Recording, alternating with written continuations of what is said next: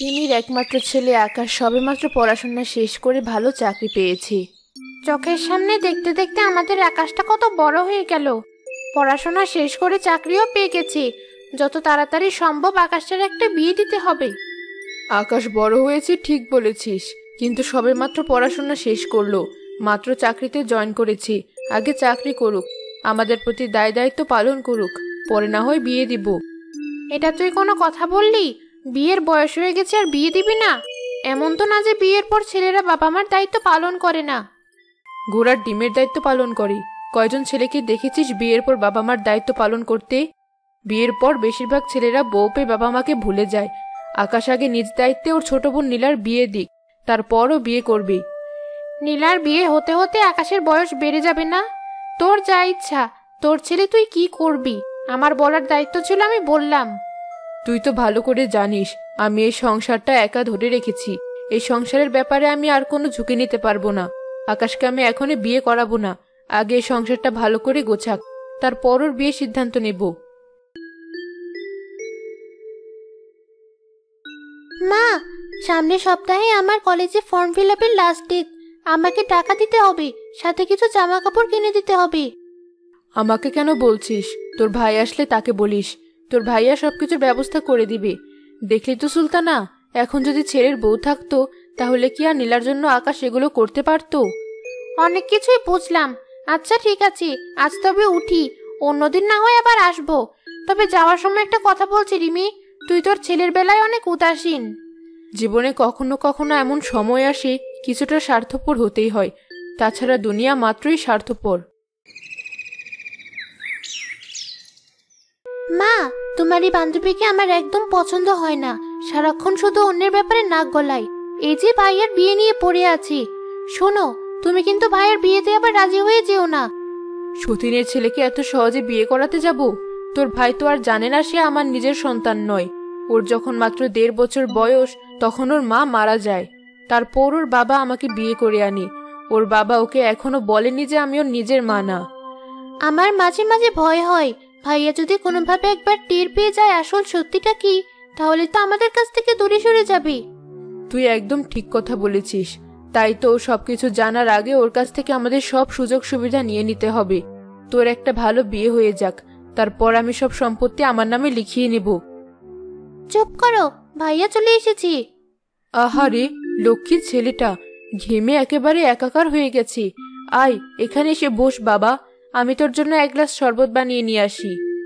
আমি এখন কিছুই খাবো না। আসলে অফিস থেকে তাড়াতাড়ি চলে এলাম, আমার শরীরটা একদম ভালো না। কি হয়েছে তোর?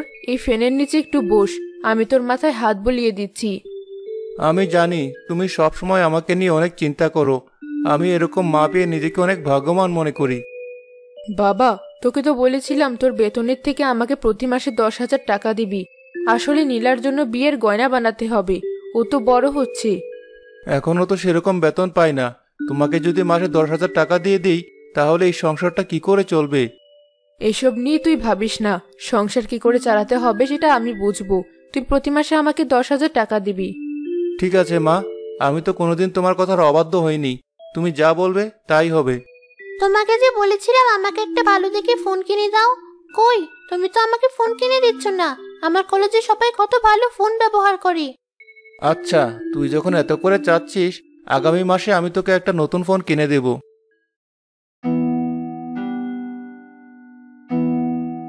কি ব্যাপার, কিসের ফোন নিয়ে আলোচনা হচ্ছে? কয়েক মাস আগেই তো তোর ভাইয়া তোকে একটা নতুন ফোন কিনে দিয়েছে। সারাদিন পড়াশোনা নেই, শুধু ফোন নিয়ে ব্যস্ত থাকা। বাবা, তুমি কেন শুধু শুধু রেগে যাচ্ছ বলো তো? নীলা ছোট মানুষ, একটা ফোনেই তো চেয়েছে। আকাশ, তুই এখন বড় হয়েছিস, তোর নিজেরও তো একটা ভবিষ্যৎ আছে। আমি আড়াল থেকে সব কথাই শুনেছি। তুই তোর মাকে 10,000 করে টাকা দিবি বলেছিস। আমি চাই না তুই কোনো টাকা দিস, এই টাকাটা তুই নিজের কাছে রাখবি। আমরা মা ছেলে মিলে কথা বলছিলাম আর তুমি মাঝখান থেকে সব শুনেছো? বাবা, দয়া করে মাকে কিছু বলো না। মা আমার জন্য যা সিদ্ধান্ত নেবে তা সবসময় ভালোই হবে। শরীরটা একদম ভালো লাগছে না, আমি আমার ঘরে যাচ্ছি। রিমি, তুমি কিন্তু একদম ঠিক করছো না। তুমি কেন আকাশের কাছে প্রতি মাসে টাকা চাচ্ছ? আমি জানি তুমি কখনো আকাশকে নিজের সন্তান হিসাবে মেনে নিতে পারোনি। দয়া করে আমার সামনে অভিনয় করো না। তোমার ছেলেকে আমি জায়গা দিয়েছি সেটাই অনেক বড় কথা। এখন আমার চোখের সামনে থেকে যাও, তা না হলে কিন্তু আমি আকাশকে সব সত্যটা বলে দেব। এই হুমকি দিয়েই তো আমাকে চুপ করিয়ে রেখেছো। আমার ছেলেটা সব জেনে যাবে, এই ভয়ে তো আমি কিছুই বলি না। সৃষ্টিকর্তা তোমার বিচার করবেন, দেখে নিও। সময় ছাড় দেয় কিন্তু ছেড়ে দেয় না। এদিকে আকাশ আর আয়েশা একে অপরকে পছন্দ করে সেই কলেজ জীবন থেকে। আকাশ, সেই কবে থেকে তোমার জন্য অপেক্ষা করে আছি। এখন তোমার পড়াশোনা শেষ, একটা ভালো চাকরিও পেয়েছো। আমার মনে হয় এখন আমাদের বিয়েটা করে ফেলা উচিত। দেখো আয়েশা, আমিও বলছি এখন আমাদের বিয়ে করা উচিত, কিন্তু কি করব বলো? যে টাকা বেতন পাই আমার তো আমার পরিবারকে দেখতে হয়, তারপর আমাদেরও একটা পরিবার হবে। কিভাবে কি সামলে উঠবো বুঝতে পারছি না। পুরুষ মানুষ হয়ে যেহেতু জন্মেছ, পরিবারের দায়িত্ব নিতেই হবে। তুমি এত ভেবো না, আমিও পাশাপাশি কিছু একটা করার চেষ্টা করব। আমাদের সংসারও চলে যাবে। তুমি তো সব জানোই, আমার মা নেই। বাবা আমার বিয়ে নিয়ে কত চিন্তা করেন। ঠিক আছে, তুমি চিন্তা করো না, আমি বাবা আর মার সাথে কথা বলে দেখি কি করা যায়। বাবা, ছোটবেলা থেকে আমার ভালো লাগা খারাপ লাগাগুলো আমি তোমার সাথে শেয়ার করি, তাই আজকে তোমার সাথে একটা বিষয়ে কথা বলতে এসেছি। আমি কলেজ জীবন থেকে আয়েশা নামে এক মেয়েকে পছন্দ করি, আর আমি তাকে বিয়ে করতে চাই। আরে বাবা, এটা এত মন খারাপ করে বলার কি আছে? পড়াশোনা শেষ করেছিস, চাকরি করছিস, বিয়ের বয়স হয়েছে, এখন বিয়ে করবি, এটাই তো স্বাভাবিক। তুই হবু বৌমার ঠিকানা দে, আমি গিয়ে বিয়ের কথা বলে আসবো। কি ব্যাপার, তোমরা বাবা ছেলে মিলে কি এত গল্প শুরু করে দিয়েছো? আরে, আমাদের আকাশ কলেজ জীবন থেকে আয়েশা নামে এক মেয়েকে খুব পছন্দ করে, ও সেই মেয়েকে বিয়ে করতে চায়। এই ব্যাপারে আমরা বাবা ছেলে মিলে কথা বলছিলাম। কি বললে? তোমরা বাবা ছেলে মিলে বিয়ের কথা বলছো? আমার ছেলে একটা মেয়েকে পছন্দ করে আর আমি জানি না? কি ব্যাপার আকাশ, তুমি তো আমাকে কখনো এই বিষয়ে কিছু বললে না। মা, আমি বাসায় এসে দেখলাম তুমি নেই, ভাবলাম হয়তো তুমি কোনো কাজে ব্যস্ত আছো, তাই বাবার সাথে কথা বলছিলাম। আচ্ছা আকাশ, তুমি এখন যাও, আমি তোমার বাবার সাথে কথা বলবো। ছোট থেকে এত কষ্ট করে ছেলেটাকে লালন পালন করেছি, পড়াশোনা করিয়েছি, সবেমাত্র চাকরি করছে, এখন বিয়ের জন্য তাড়াহুড়ো লেগে গেছে। আগে আমাদের প্রতি কিছু দায় দায়িত্ব পালন তো করুক। আজ বিয়ে দিলে কাল থেকে আমাদের দিকে আর ফিরেও তাকাবে না।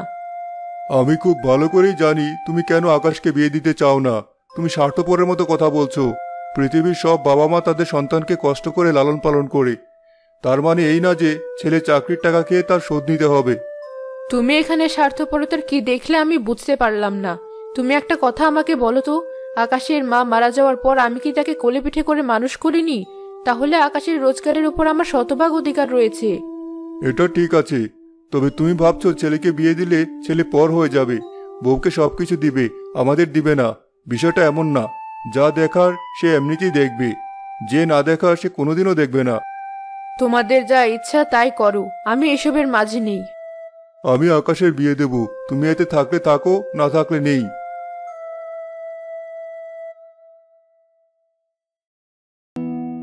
এটা তুমি কি করলে? তুমি ভাইয়ার বিয়েতে মত দিয়ে দিলে। এখন যদি সত্যি সত্যি ভাইয়া বিয়ে করে ফেলে তাহলে আমাদের কি হবে? ও তো আমাদেরকে একটা টাকাও দেবে না। আমিও দেখবো ওই মেয়েকে নিয়েও কি করে সংসার করে। আমি এখনো মরে যাইনি, আগে ও আমাদের দেখবে, তারপর ওর বউ নিয়ে থাকবে। তা না হলে সংসারে এমন অশান্তি শুরু করব, ওই মেয়ে বাপ বাপ করে পালাবে। কিন্তু কি করবে মা? আমি তো সেটা বুঝতে পারছি না। আমার সব পরিকল্পনা খুব ভালোভাবেই করা আছে। বিয়ের দিন যখন এই মেয়ে বাড়িতে আসবে, তখন তুই লুকিয়ে গিয়ে ওর কাছ থেকে যেভাবেই হোক গয়নাগুলো চুরি করে নিয়ে আসবি। তারপর ওকে মিথ্যা অপবাদ দিয়ে বাড়ি থেকে বের করব। ওর বিয়েতে ওর বাবা গয়না দেবে কিনা সেটা তো আমরা জানি না। দেবে দেবে, সব বাবাই তার মেয়ের বিয়েতে গয়না দেয়, এটা নিয়ে তোকে ভাবতে হবে না।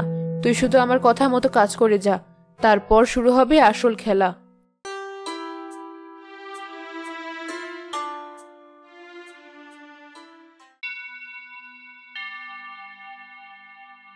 এই যে নতুন বউ, তুমি তোমার গয়নাগুলো আমার হাতে দিয়ে দাও। আসলে বাড়িতে অনেক মেহমান, গয়নাগুলো কোথায় হারিয়ে যায় কিছুই তো বলা যায় না। আপনি কি? আপনার মুখটাও তো ভালো করে দেখা যাচ্ছে না, ঘরটাও অন্ধকার। আরে, আমি যখন এ বাড়িতে এসেছি অবশ্যই এই বাড়ির কোনো আত্মীয় হব। তুমি নিশ্চিন্তে এই গয়নাগুলো দাও, আমি আমার কাছে রেখে দিচ্ছি, সকালে তোমার শাশুড়িকে দিয়ে দেব। এগুলো আমার মায়ের গয়না, এই গয়নাগুলোই আমার শেষ স্মৃতি। আমি আমার গয়নাগুলো আমার কাছেই রাখতে চাই। তোমার সাহস তো কম নয় মেয়ে, বাড়িতে এসে তুমি মুখে মুখে কথা বলতে শুরু করেছো। দাঁড়াও, আমি এখনই গিয়ে তোমার শ্বশুর শাশুড়িকে ডেকে নিয়ে আসছি। আমার ভুল হয়ে গেছে, দয়া করে আমার উপর রেগে যাবেন না। আমি আমার গয়না আপনাকে এখনই খুলে দিচ্ছি। আগামীকাল দয়া করে এগুলো আমার শাশুড়ির কাছে পৌঁছে দিবেন।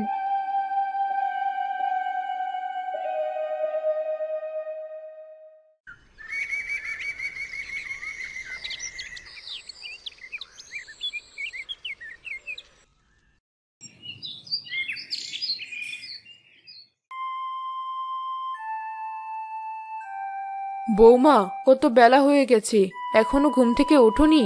বিয়ের পরের দিনই যদি এত ঘুমাও, তাহলে সারা বছর কতই ঘুমাবে কে জানে।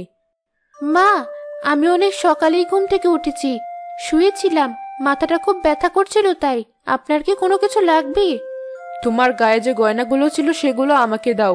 বিয়ে বাড়ি, বলা যায় না কোথায় খুলে রাখবে আর কখন কে নিয়ে চলে যাবে। তার চেয়ে ভালো হবে আমার কাছে গয়নাগুলো রাখি, তোমার যখন লাগবে আমার কাছ থেকে নিয়ে নেবে। মা, গতকাল রাতেই তো গয়নাগুলো আমি একজনকে দিয়ে দিয়েছি। সে এসে বলল গয়নাগুলো তার কাছে দিতে, বলল আমি বাড়ির লোক।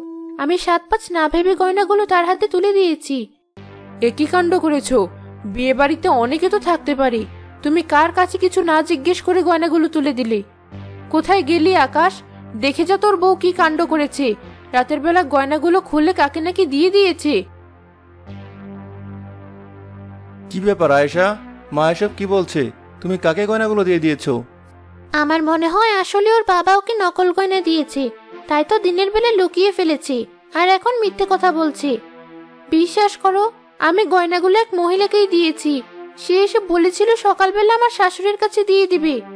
তুমি মিথ্যা কথা বলে বাড়িতে ঢুকেছো, আবার বলছো কারো কাছে গয়না দিয়ে দিয়েছো। এই সবগুলো ছিল তোমাদের বানানো নকল গয়না, তাই তুমি এখন মিথ্যার আশ্রয় নিচ্ছ। তুমি নতুন বউয়ের সাথে এভাবে কথা বলতে পারো না। এই ব্যাপারটা আমার একদম ভালো লাগছে না। আগে ব্যাপারটা নিয়ে তদন্ত হোক, তারপর নিশ্চয়ই জানা যাবে। আমি পুলিশকে খবর দিব। হ্যালাম্মা, দেখুন, ঝাড়ু দিতে গিয়ে আমি পোটলাটা খুঁজে পেলাম। এটার মধ্যে অনেকগুলো গয়না আছে। দেখুন তো এগুলো নতুন বউয়ের গয়না কিনা। কি বলছিস তুই? না না, এগুলো নতুন বইয়ের গয়না না। যা তুই এখান থেকে ব্যাগ নিয়ে চলে যা। ফারহানা, এগুলো আমার কাছে দাও। এই তো, এগুলোই তো সেই হারিয়ে যাওয়া গয়না। তুমি কোথায় পেয়েছো? সকালবেলা আমি নীলা আবার ঘর পরিষ্কার করতে গিয়েছিলাম, তখনই আলমারির নিচ থেকে গয়নাগুলো পেলাম। মনে হয় সেখানে নীলা আপা এগুলো লুকিয়ে রেখেছে। বিশ্বাস কর ভাইয়া, আমি যা করেছি সব মায়ের বুদ্ধিতে করেছি। মা বলেছিল ভাবির কাছ থেকে এই গয়নাগুলো ছলনা করে নিয়ে আসতে। ছোটবেলা থেকে আমি তোমাকে কত সম্মান করেছি, আর আজকে কিনা তুমি আমার ভালোবাসা মাটির সাথে মিশিয়ে দিলে। আমি তোমাকে আর কখনোই মা বলে ডাকতে পারবো না। আমি তোর নিজের মা নই, তোর সৎ মা। এতগুলো বছর ধরে তোর বাবা এই কথাগুলো লুকিয়ে রেখেছিল। ভালোই হয়েছে আজকে সবকিছু সামনে এসেছে। বাবা, মা এসব কি বলছে? তাহলে আমার নিজের মা কোথায়? আমি মায়ের একটা কথাও বিশ্বাস করছি না বাবা। আমি সত্যিটা তোমার মুখ থেকে শুনতে চাই। হ্যাঁ বাবা, রিমি ঠিক কথাই বলেছে। ও তোর নিজের মা নয়। তোর বয়স যখন মাত্র 1 বছর, তখন তোর মা মারা যায়। এরপর আমি ওকে বিয়ে করে নিয়ে আসি। তোমরা এতদিন ধরে আমার কাছে এই সত্যিটা লুকিয়ে রেখেছো। তুমি আমাকে কেন বলোনি যে উনি আমার নিজের মা নন? তাই তো বলি, কেন শুধু স্বার্থপরের মতো উনি আমার কাছ থেকে টাকার সম্পত্তি লিখে নিয়েছেন। তোমার যখন টাকার প্রতি এতই লোভ, আমি আমার সমস্ত সম্পত্তি তোমাদেরকে দিয়ে দিচ্ছি। আর তোমার কত টাকা লাগবে সেটাও আমাকে জানিও। ভুল করছিস বাবা, তুই ওকে পুলিশে দে। পুলিশে ওকে শাস্তি দিতে পারবে। ও এতদিন পর্যন্ত যে অন্যায় করেছে তার শাস্তি ওর পাওয়া উচিত। না বাবা, আমি ওনাকে আমার মা হিসাবে মেনে নিয়েছি। নিজের মায়ের জায়গাটা ওনাকে দিয়েছি। আমি কখনো ওনাকে কোনো শাস্তি দিতে পারবো না। তুমি আমাকে ক্ষমা করে দাও। দেখলে রিমি, যে ছেলের সাথে তুমি এতগুলো বছর অভিনয় করে এসেছো, সে কিন্তু তোমাকে ঠিকই ক্ষমা করে দিল। আমার মস্ত বড় ভুল হয়ে গেছে বাবা। আমি সম্পত্তি, টাকা পয়সা কিছুই চাই না। যতদিন বেঁচে আছি তোকে আর বৌমাকে কাছে চাই। বৌমা, আমি তোমাকে অনেক আজে বাজে কথা বলেছি, তুমি আমাকে ক্ষমা করে দাও। বাবা, যা হওয়ার হয়ে গেছে। এখন তুমি মাকে ক্ষমা করে দাও। আজকে থেকে আমরা নতুন একটা জীবন শুরু করব।